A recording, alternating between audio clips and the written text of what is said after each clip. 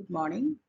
Now I am going to present a topic on Companies Act 2013 about its sections, schedules, chapters and more details about the Companies Act. First of all, the Companies Act is formulated with the objective of, that is the Companies Act has been enacted uh, with the objective of consolidate and amend the law relating to the companies and certain other associations. The said act has been in force for about 57 years and has been amended for several times. In view of the changes in the national and international economic environment and expansion and growth of economy of India, the central government, after due deliberations, decided to repeal the Companies Act 1956 and enact a new legislation to provide for new provisions to meet the changed national and international economic environment and further accelerate the expansion and growth of our economy. For this purpose, a bill, namely the Companies Bill 2009, was introduced on 3rd August 2009 in the Lok Sabha, along with the statement of objects and reasons appended to the said bill, outlining its salient features. The said bill was referred to the Parliamentary Standing Committee on Finance for explanation, examination and report, and the committee gave its report on 31st August 2010. And subsequent to the introduction of the Companies Bill 2009 in the Lok Sabha, the central government received several suggestions for amendment in the said bill. The Parliamentary Standing Committee on Finance also made numerous recommendations in the report. The central government accepted to general the recommendations of the Standing Committee and also considered the suggestions received by it from various stakeholders.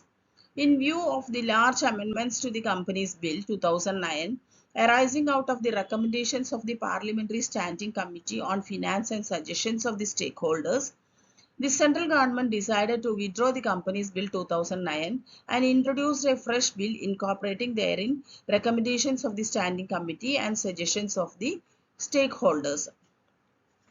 About the Act 2000, main features of, we can say that the Companies Bill 2012 was introduced and passed in Lok Sabha on 18th December 2012 and by Rajya Sabha on 8th August 2013 and asserted by the President of India on 29th August 2013 and notification came out on 30th August 2013.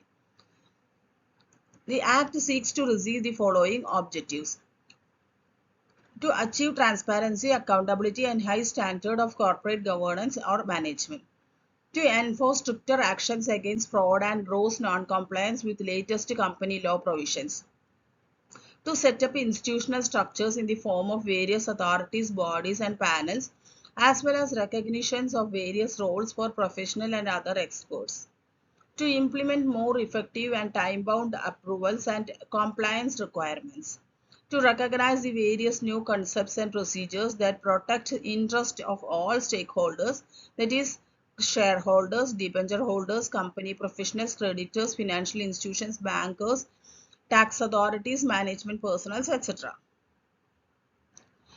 Major corporate frauds occurred in recent times in India. The major reasons for such incidents were mismanagement, non-compliance and gross neglect of legal requirements. The Companies Act 2013 has made an effort to provide suitable mechanisms to guard against such incidents in the corporate sector. The salient features of the Act are: the Companies Act was notified on 30th August 2013. It contains 470 sections and 7 schedules. It consists of 23 chapters. Act extends to the whole of India. And the provisions of the Act applies to companies incorporated under the Act or under any previous company law, insurance companies, banking companies, companies engaged in the generation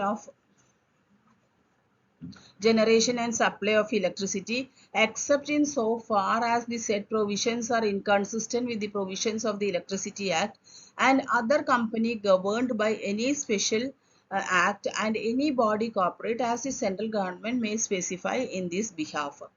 So these are the details about the Companies Act 2013. That is, it contains 470 sections and 7 schedules. There are 23 chapters and most probably The act extends to the whole of India. It is applicable to the India as a whole. So these are the salient features of the Companies Act 2013. Okay, thank you. Good morning. Today I'm going to present a topic on the characteristics of a company. Company characteristics can be divided, can be broadly said as incorporated association, legal personality, perpetual succession, limited liability, transferability of shares, common seal, separate property, and separation of ownership and management. We can look into one by one. First one is incorporated association. It means a company is registered body of persons and every company comes into existence by incorporation under Companies Act. Registration is absolutely necessary for the formation of a company. And the second one is legal personality. Legal personality means a company is an artificial person created by law. It is a legal person in the eyes of law and it is different from persons who form it. Suppose seven persons join together in the that is the minimum number of persons who are formed for a company is seven, and and form a company. Then there is an eighth person also, that is the company. It is like a natural person but has no physical existence. It exists only in the eyes of law. And third point is perpetual succession. It is a company has a perpetual succession or continuous existence. Once the company is registered, it will go forever. The change in membership does not affect the existence of the company. Members may come and members may go, but the company will exist there itself. It is a creation of law and only through legal proceedings it can be terminated. Fourth one is limited liability. That is, the members of a company have limited liability. It means that the liability of the members is limited to the extent of the par value of shares taken by them. If already paid the par value of shares, then there are more liability. Whatever may be the liability incurred by the company, thus the private assets of the members are not liable for discharging the debts of the company, and the creditors of the company cannot sue the members for recovering the money lent by the company. Next one is transferability of shares. That is, in the case of public company, the shares are freely transferable. The consent of the company is not required for the transfer of shares by any members. No shareholders is permanently attached to the company, and so in the case of private company, the articles restrict free transferability of shares by the members. And next one is common seal. That is, since a company has no physical existence, its activities are discharged through the directors and officers. They are the agents of the company, and the common seal with the name and registered office address of the company engraved as on it is used as the authentication for all important documents and contracts executed by the company.